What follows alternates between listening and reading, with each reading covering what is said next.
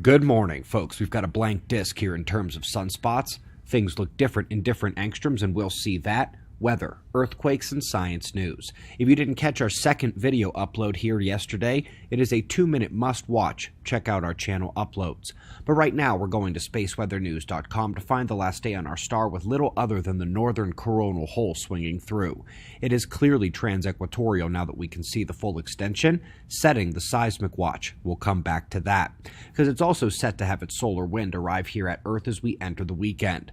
The solar wind does show a minor coronal hole stream impact yesterday and overnight from the coronal hole that was just out ahead of it.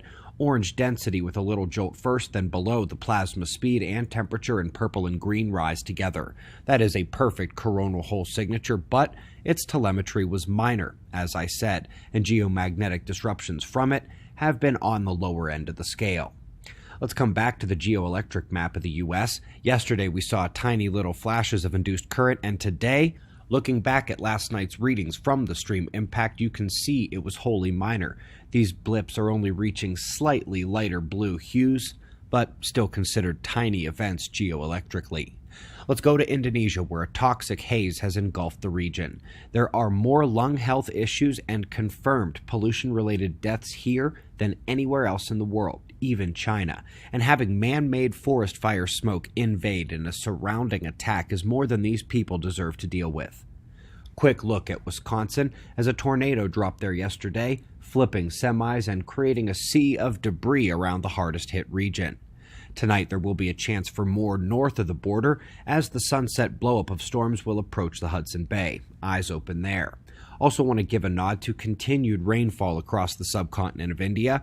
Monsoon trying to make up for a pitiful season, but the locals probably wish it would take its time. Otherwise they get floods. Earthquakes up next. Magnitude 6 hits continued, but the biggest rumble of importance was shallow in Pakistan. Hundreds hurt.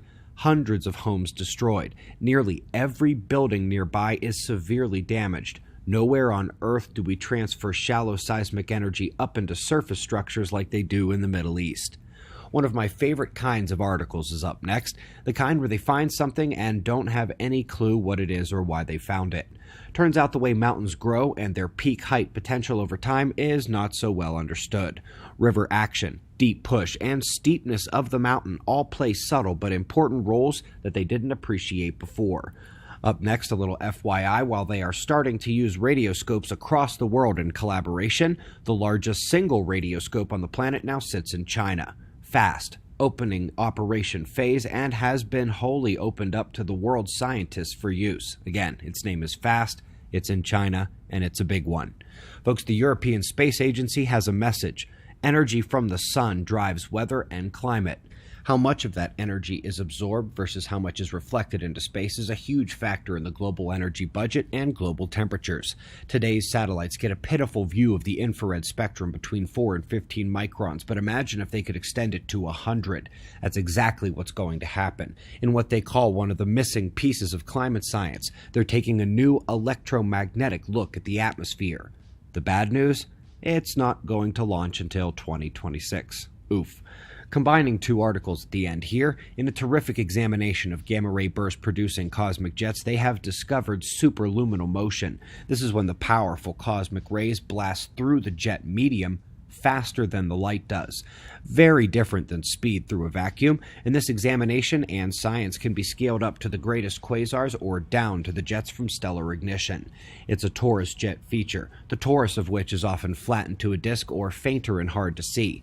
But this is a continuation of the high-level focus of the scientists in the field on these ultra-powerful plasma electromagnetic structures.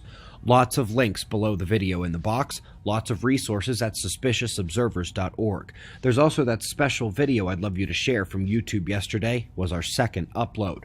We greatly appreciate your support. We've got wind map forecasts and shots of our star to close. We'll do this all again tomorrow, right here, but right now it's 5:15 a.m. in the new Valley of the Sun.